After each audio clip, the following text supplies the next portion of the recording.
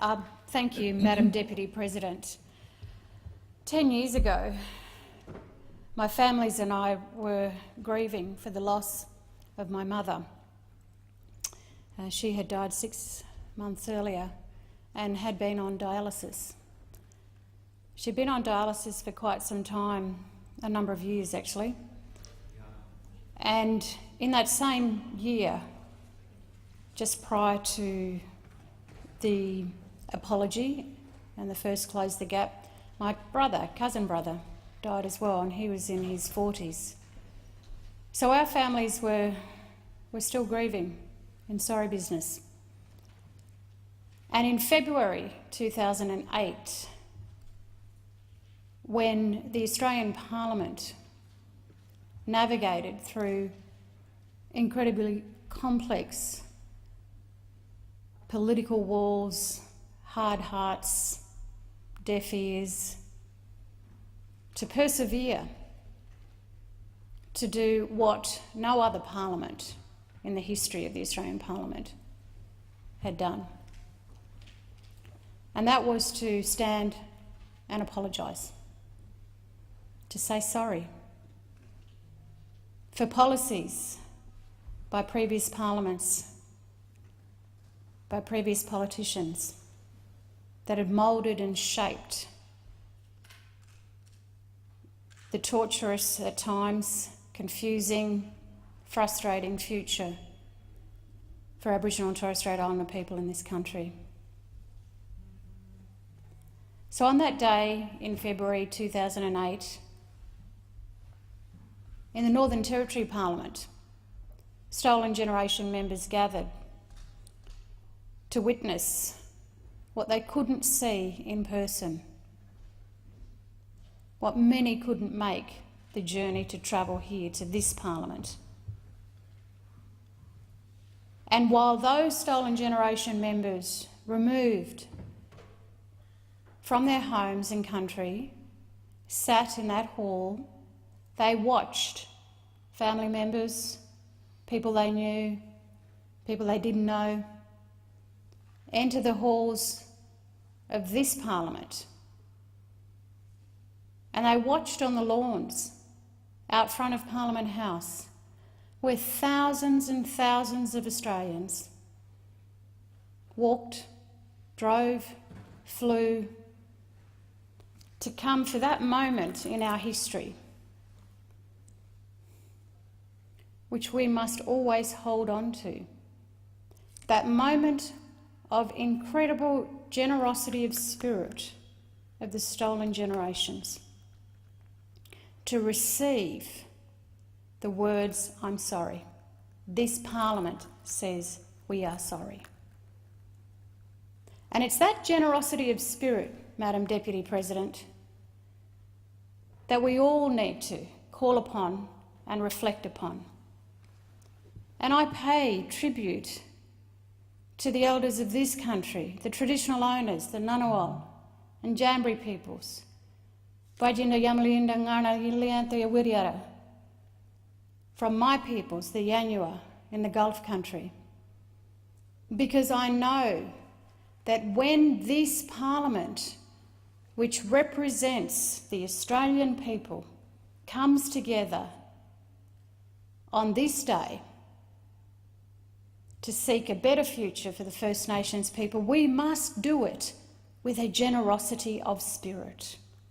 We must allow the memory of this day to enable us to still persevere, to still strive to work together, because we know that there are deep systemic issues facing Indigenous people across this country in various places, remote, rural, urban.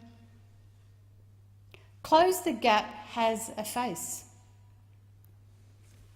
My family, my extended families, the Yanyuwa, the Garwa, the Mara and the Gurangi peoples, they are the people, the faces of Close the Gap. Senator Dodson and his family and his people and the people that he represents, they are the face of Close the Gap. The member for Barton, Linda Burney, in the House of Representatives, the first ever woman, Indigenous woman, to stand in the Parliament where the Prime Minister said sorry. She is the face of Close the Gap. Her family, her children, and Ken White, Minister White and his family and extended families and his history. That is the face of Close the Gap. So when members come into this Parliament or the other House to talk figures and statistics, they are our figures and statistics. If I came in here to talk about your family,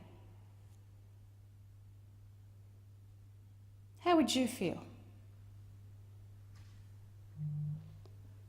Each year, standing here, wondering if your family are going to have their children finish high school, wondering if your family are going to go on to jail, which is what is expected, if your family are going to have a future on dialysis, if your family are going to have employment opportunities on CDP to look forward to for those who can graduate.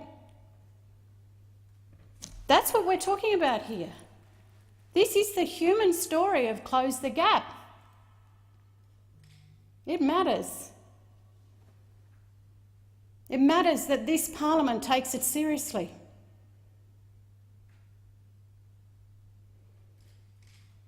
When the Minister stands up and talks about all these things, and I know Minister Scullion, I've seen him and worked with him over many years, and I don't ever doubt the good intent behind what he tries to do. But he's not really the problem. It's the rest of you. It's the rest of you that sit in that cabinet, that sit beside him. Where is your willingness to close the gap, to provide the housing instead of providing excuses? I'm immensely proud of Labor's plan to establish a stolen generation scheme for members of the stolen generation in the Northern Territory and here in the ACT. We will offer, when we come to government, payments of $75,000 to living stolen generation survivors who were removed from their families and committed to the care of the New South Wales Aborigines Protection or Welfare Boards. We will provide a funeral assistance fund which provides one-off payments of $7,000 to stolen generation survivors to assist with the cost of funerals. This scheme will cover approximately 150 surviving members of the stolen generations. It's really sad, because 3 weeks ago I buried my cousin. He was a stolen generation member. And he'll never get to see that support. But he did get to see the apology.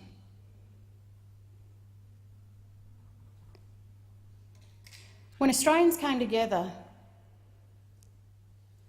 on the 13th of February 2008, they came together in this house, and there were many members on that side who didn't want to know the apology. I hope you may be able to reflect on where you were 10 years ago and where your spirit of generosity is this day. Because it was that gathering of all Australians who said, this is the right thing for this Parliament to do, and as one heartbeat, our country came together. Let's hold on to that. Always remember that. And that is the spirit of the Ngunnawal and Jambri peoples, of this country that lives on every time and every year we stand to close the gap. Thank you, Senator McCarthy. Your time has expired.